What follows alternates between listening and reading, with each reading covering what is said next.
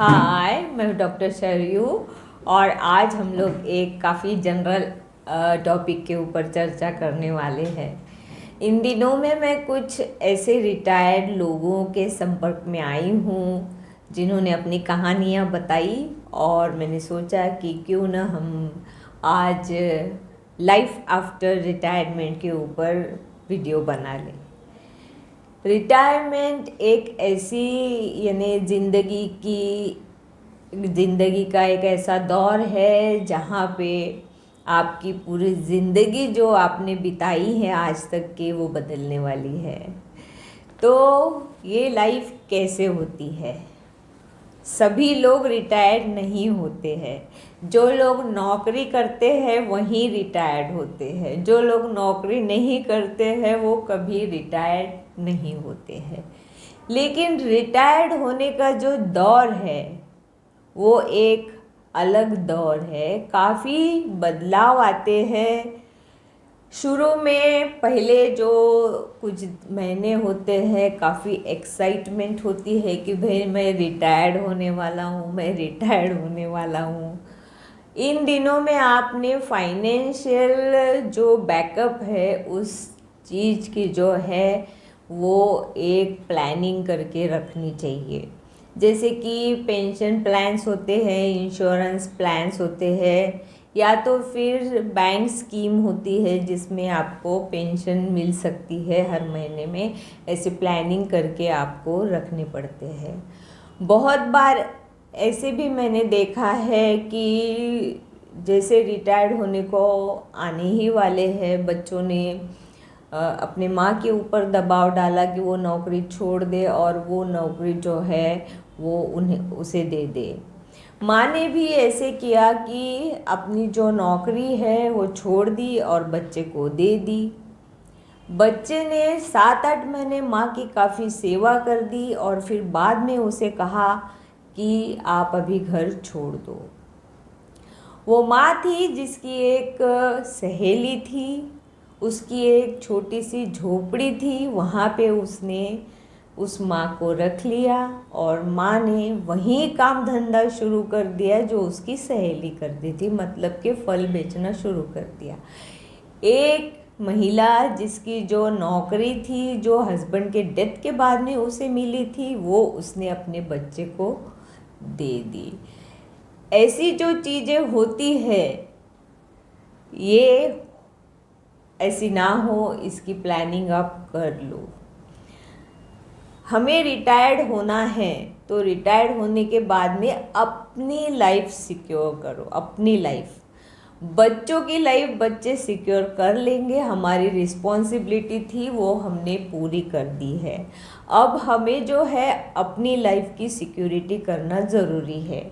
मैं सिंगापुर गई थी। सिंगापुर में मुझे जो एजेंट रहते हैं जो हमें घुमाते फिराते हैं, वो उन्होंने जो है एक बात कही कि वहाँ की जो गवर्नमेंट है वो गवर्नमेंट रिटायरमेंट होने के बाद में पूरा पैसा उस एम्प्लॉय को नहीं देती है। वो गवर्नमेंट वो जो पैसा है वो अपने ही पास रखती है और एम्प्लॉय को हर महीने में पेमेंट के रूप में, पेंशन के रूप में वही पैसे से उन्हें हर महीने दिए जाते हैं।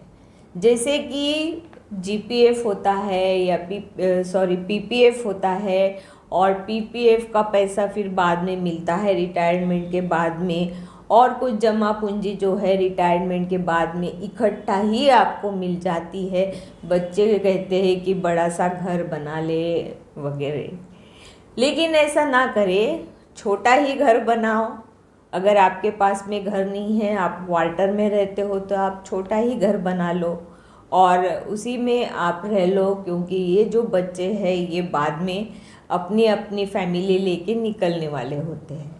तो वो जो पैसा है वो पैसा आप अपने ही लिए जमा पूंजी करके रखो। जो बिजनेस करते होते हैं वो बिजनेस ही करते रहते हैं और रिटायर्ड कभी होते नहीं, तो उनकी प्रॉब्लम मुझे बहुत कम दिखाई देती है। मैंने सभी से चर्चा की है भाई रिटायरमेंट के बाद आप क्या करने वाले हो, तो सब कहते हैं कि हम बहुत एंजॉय करने वाले हैं, हम अभी फ्री हो चुके हैं और एंजॉय करने के लिए हम हमारी जो भी हॉबीज़ है वो हॉबीज़ हमें पूरी करनी है। हमें सिंगिंग करना है, किसी को ड्राइंग करना है, किसी को बच्चों को फ्री में पढ़ाना है, किसी को सोशल वर्क करना है, तो किसी को घूमना है, फिरना है और मौज मज़ा करनी है। घूमना फिरना भी है तो आप हिस्टोरिकल प्लेसेस पे घूमना फिरना शुरू कर दो, क्योंकि हमारी जो संस्कृति है वो हम तभी तक के ज़िंदा रख सकते हैं जब हम वहाँ विज़िट कर सकते हैं। मंदिरों में विज़िट करने की कोई ज़्यादा कोशिश मत करना, ज़्यादा से ज़्यादा हिस्टोरिकल प्लेसेस जो है वहाँ घूमना फिरना। दूसरी एक बहुत ही इम्पोर्टेंट बात यह है कि आपको आपकी हेल्थ और आपके डाइट की केयर लेनी पड़ती है। ये जो रिटायरमेंट फेज़ है, यहाँ हम लोगों को फिटनेस बहुत इम्पोर्टेंट होता है और फिटनेस के लिए आप लोगों को आपकी प्लानिंग करनी पड़ती है। मेरा एक जिम भी है, हमारे जिम में 72 ईयर्स ओल्ड एक आदमी आता था और वो सिर्फ अपना यानी चेस्ट वर्कआउट, आर्म्स वर्कआउट वगैरह करके निकल जाते थे। तो मैंने उनसे ये सीखा कि देखो लास्ट स्टेज तक के आप लोग अपने फिटनेस के लिए कितना अच्छे से आप वर्कआउट कर सकते हो और अपनी हेल्थ मेंटेन कर सकते हो, ताकि आप अपने काम पूरे खुद ही कर लो। और जब जहाँ तक कि मैं बोलती हूँ कि आप जो है घर के जो काम हैं खुद ही करने की कोशिश करो, भला ही एक बाई रख लो। आप आपके खुद के संबंध जो है वो दूध वाले से, पेपर वाले से और घर के बाई से काफ़ी अच्छे से रखो, क्योंकि अगर आपकी हेल्थ की कोई प्रॉब्लम होने वाली है तो यही लोग जो होते हैं जो इमीडिएटली आपको हेल्प करने वाले होते हैं। और आपके बच्चे तो बाद में आएंगे, लेकिन इनिशियली जो ट्रीटमेंट पार्ट है यहीं जो लोग हैं वो आपकी हेल्प करने वाले हैं। आपके जो क्लब्स है, जो फ्रेंड सर्कल है, वहाँ पे आपको सोशल अटैचमेंट्स जो है वो रखना काफ़ी ज़रूरी है। आपका फ्रेंड सर्कल काफ़ी अच्छा हो, शायद आप किसी की पार्टीज़ करते हो, काफ़ी अच्छी बात है।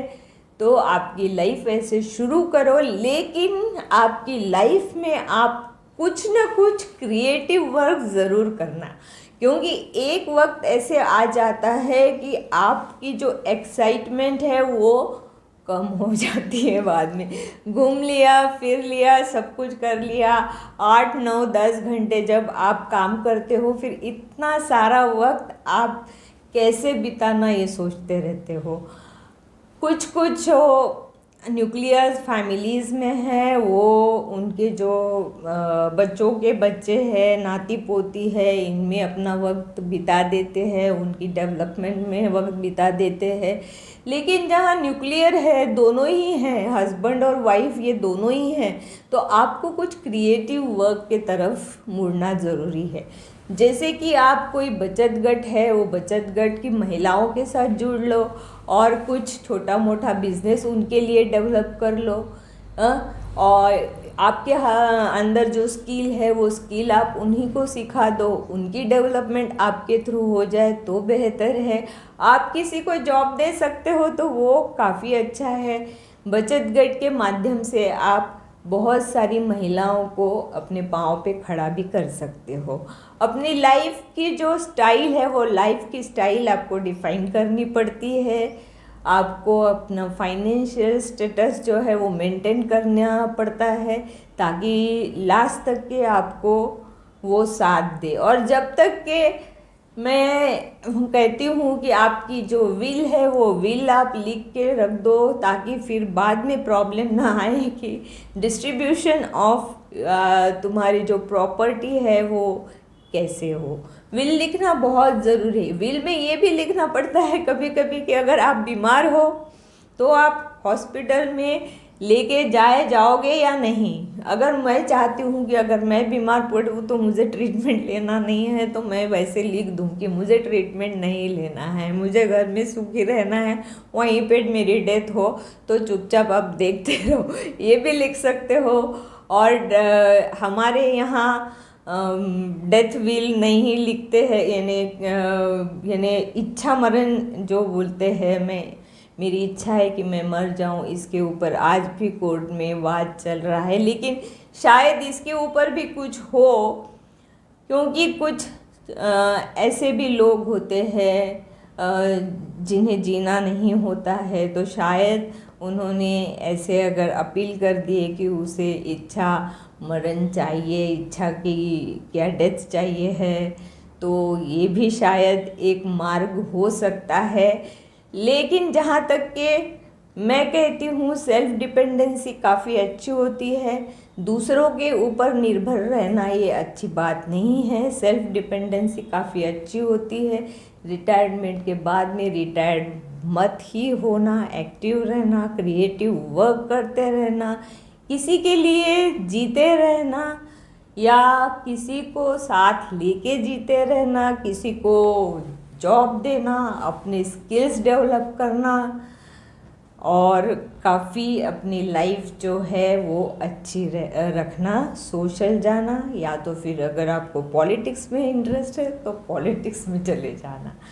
लेकिन जो नैराश्य है, जो हम देखते हैं कि फैमिली मेम्बर्स के बिहेवियर्स की वजह से कोई लोग नाराज़ हो जाते हैं या फिर डिप्रेशन में जाते हैं और सुसाइड के तरफ मुड़ने लगते हैं, ये ऐसे 2-3 किस्से जो मैंने अभी इतने में देखे हैं, सुने हैं, पढ़े हैं, तो मैंने सोचा कि मैं कुछ थोड़ी सी हिंट आपको दे दूँ कि आपकी जो लाइफ है वो कैसी रहे।